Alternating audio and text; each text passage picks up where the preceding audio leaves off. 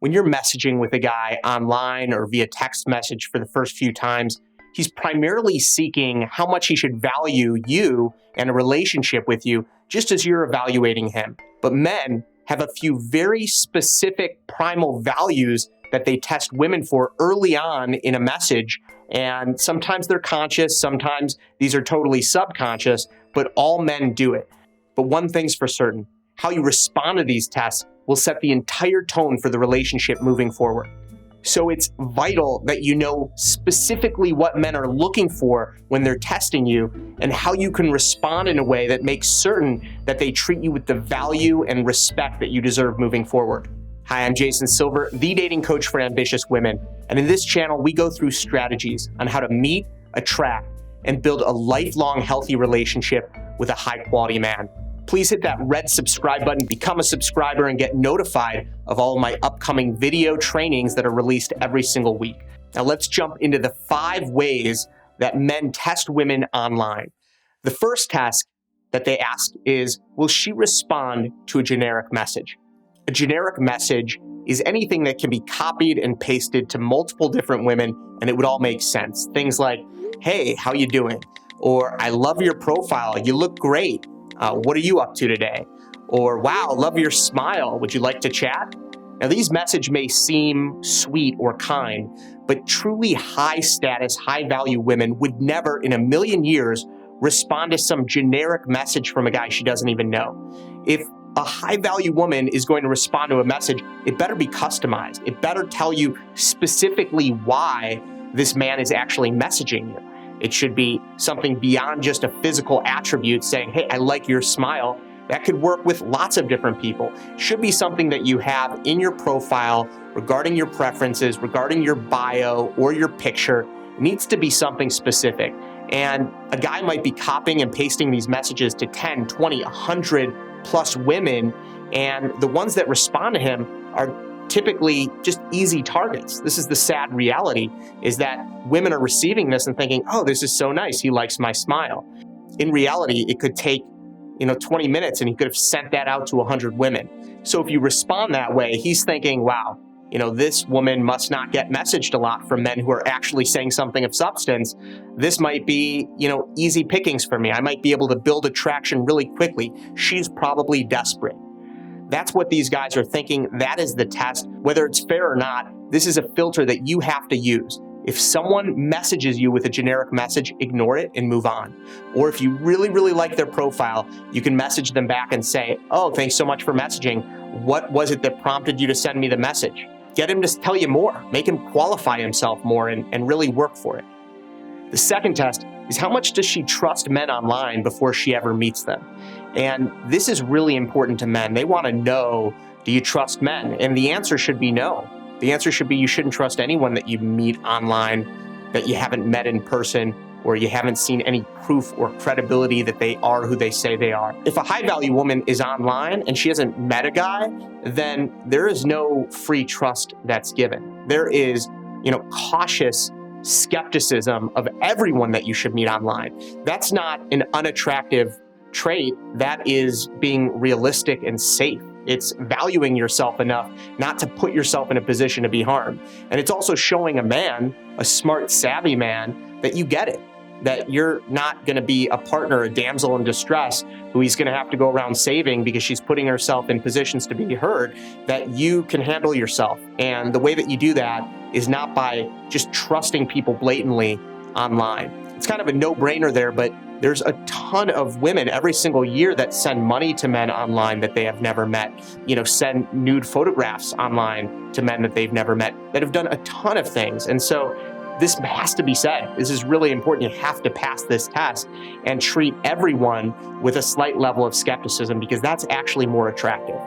It doesn't mean you have to tell them verbally, oh, I don't believe you. Treat them with respect as if you do trust them, but don't do anything. Don't put yourself in a vulnerable position because you don't know this guy. That's the key. The third test is, how quickly can we get to flirting? Can we turn this sexual, and how quickly? Because in the first few messages, if a guy can turn it sexual, he's just thinking, jackpot, this is easy, no relationship, just sex. So it's important that if a man is starting to bring things up really early on, that you either stop responding to him or shut it down really quickly. Now, you'll know that a man is trying to do this when he keeps bringing up physical appearance or anything overly romantic or sensual. It's pretty obvious. It's unacceptable. It's just, unless you're going online and sex is a primary focus of your life, where that is the primary thing that you want to discuss and move forward with the partner, if that's not the case, then that has to come after there's a level of rapport, that you get to know someone, that you learn if you're aligned in values and lifestyle and all of those other things.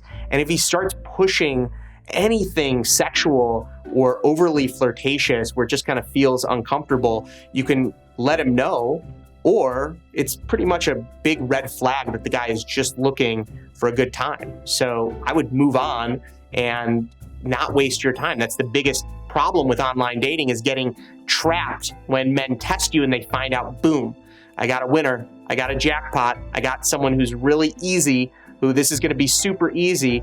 And those are the guys you want to avoid. So you have to pass the test by moving on or nipping it in the bud immediately before he continues with any more flirtation. We all are attracted to people who genuinely care about us. And it's very difficult to build an emotional connection with anyone if we don't feel that. So it's important that you're not just talking about external things. It's important that he is being vulnerable and telling you about his life, about his passions, about his fears, about what he's looking for, about why he's on the site. Because if you're not having real discussion with one another about what we're actually here doing, then you're just wasting each other's time. Because a real high value person values their time, and they are not going to want to sit there and just chit chat with a stranger about things that have nothing to do with themselves unless they're bored. But you probably have a lot of friends and family and other people in your network that you'd prefer to spend time with rather than just random guys that you just met online. So it's key that you keep the conversations related to both of you personally, your dreams, what you want, and make sure that you show that you actually care about him by making certain that you talk about these things so you don't waste his time. This is the key, obviously, so you don't waste your time as well. But that's where the care and consideration is. I don't want to sit here and waste your time just fluffy flirting for 4 weeks before I find out that, he's not even into a relationship and not even interested in that. It's a waste, and it's demoralizing to invest all of this time for nil. So be certain that your conversations are growing and you're learning more and more about the other person, with the reminder that until you meet in person, keep that healthy skepticism. And the fifth test is she fascinating? Because fascination is the one feeling, the one emotion that is going to keep a man captivated enough to continue pursuing you when you're messaging online or not doing in-person dating. And the way that you get a man fascinated is by revealing stories about your life and not telling the whole story. You don't need to go through the beginning, middle, and end. You can mention little things, every little tidbits of things without explaining it all. You can tell him, oh yeah, I love Iyengar yoga. But you don't have to tell him that you're a certified Iyengar yoga instructor that's been to India 2 times and has done X, Y, and Z. You can just mention, oh yeah, I love Iyengar yoga. And then next time, if you talk about Iyengar again, you can mention, oh yeah, I was certified in that. He'd be like, oh really? You never mentioned that before. And he starts thinking, I wonder what else she hasn't mentioned. This woman is fascinating. We talked about Iyengar. I didn't know she was certified. And it's not about hiding things from men. It's just about not oversharing. It's about revealing little snippets of stories over time and allowing him to learn more and more about you rather than just word vomiting everything all at once. Fascination develops as he learns a little bit here and a little bit there. And there's enough unsaid that it leaves things to his imagination. That is the key to fascination.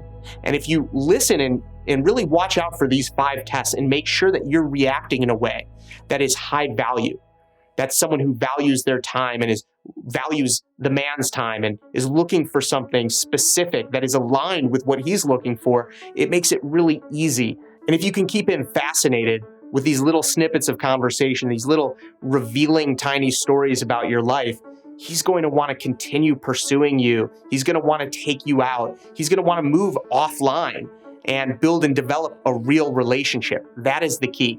If you pass these 5 tests and act with those high value reactions where you value your time, where you value his time, then you can meet great guys online, especially now, especially in 2020. This is the perfect time to meet more men online than have ever been online before. Don't trust these dating sites. Don't trust their algorithms. Don't trust the dating sites to match you with the right people. You have to go in there and do the work. You have to make sure that you're following these rules and following these principles and making certain that you're not wasting time on low value men and maximizing your time doing the things that make you happiest in life.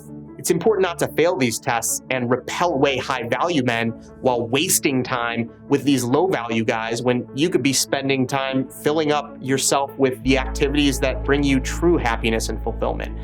Now, learning about these tests, they're fun, it's interesting, and it's important, but there's something different about embodying this high value queen status that you don't really have to worry about tests. You can just live your life because you are high value. You pass it automatically. It doesn't matter what he's doing, and you don't even have to think about it because your natural reaction is to repel the low value men and polarize the high value men into attraction.